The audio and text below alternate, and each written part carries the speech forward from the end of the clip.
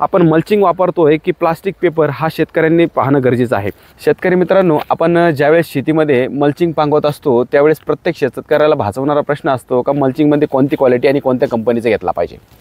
तर माझा अभ्यास असा सांगतो, ज्यावेळेस तुम्ही मल्चिंगमध्ये भरपूर साऱ्या कंपन्या आहेत आणि ज्यावेळेस तुम्ही 30 मायक्रॉन 25 मायक्रॉन असे जे मायक्रॉनमध्ये घेतात आणि लोकल कंपनीचं घेतात त्यावेळेस त्या फक्त नावाने त्याच्यावरती मायक्रॉन लिहिलेलं असतं। तुम्ही कधी त्याची शहानिशा केली आहे का, नेमकी तो मायक्रॉनचा तो थिकनेस त्या मल्चिंगमध्ये आहे का? कारण आज जे मी मल्चिंग वापरतो आहे या ठिकाणी तुम्ही पाहू शकता, आपण ॲग्रीप्लास्ट कंपनीचं मल्चिंग आहे। साधारणतः हे 21 मायक्रॉन 25 मायक्रॉन अशा मायक्रॉनमध्ये येतं। मार्केटमध्ये तुम्हाला लोकल कंपनीचे मल्चिंग भरपूर सारे भेटतील शिवाय रेटमध्ये।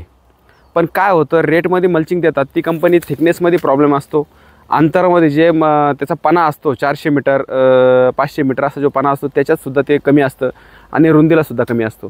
सर्वात महत्त्वाचं ते पणा वगैरे रुंदीला कमी असू द्या पण क्वालिटीमध्ये कॉम्प्रोमाइज नको, आणि क्वालिटीमध्ये कॉम्प्रोमाइज न करणारी मार्केटमध्ये एक कंपनी आहे जी ॲग्रीप्लास्ट आहे। याचा मल्चिंगनी साधारणतः तुम्ही पाहू शकता या ठिकाणी आज जानेवारी एंडिंग आहे आणि ह्या जानेवारी एंडिंगमध्ये साधारणतः 35°C तापमान गेलेलं आहे। भविष्यात तुम्ही अंदाज लावू शकता फेब्रुवारी मार्चमध्ये काय असू शकतं।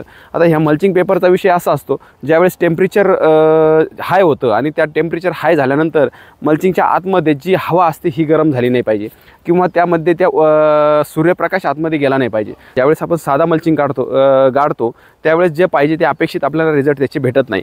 ज्यावेळेस आपण हे वाढत्या टेम्परेचरमध्ये मल्चिंग पेपर तापतो, जे साधे मल्चिंग जे आपण वापरतो तो मल्चिंग पेपर तापतो आणि तापल्यानंतर जी खालची व्हाईट रूट असते त्या मुळीला त्या ठिकाणी अपायकारक ठरतं, ती मुळी जळते आणि निश्चितच त्याचा परिणाम हा झाडावर दिसतो। हे जे ॲग्रीप्लास्ट आहे हा मल्चिंग तापत नाही, खाली जे कितीही टेम्परेचर असलं तर मल्चिंगच्या आतमधली जी हवा आहे ही गार असते आणि मग ती गार हवा असल्यानंतर त्या मुळीला त्याचा नक्कीच फायदा होऊन त्या पिकाला तो फायदा आपल्याला दिसत असतो। त्याच्यामुळं रेटमध्ये कॉम्प्रोमाइज करण्यापेक्षा तुम्ही नक्कीच 2 पैसे जादा जातील पण उच्च प्रतीचा मल्चिंग हा वापरला पाहिजे असं माझ्यासारख्या शेतकऱ्याला वाटतं। तर हा व्हिडिओ तुम्हाला कसा वाटला हे नक्कीच कमेंटमध्ये सांगा। आमचा चॅनल फॉलो करा, व्हिडिओला लाईक करा, नक्कीच व्हिडिओ शेअर करू शकता। धन्यवाद।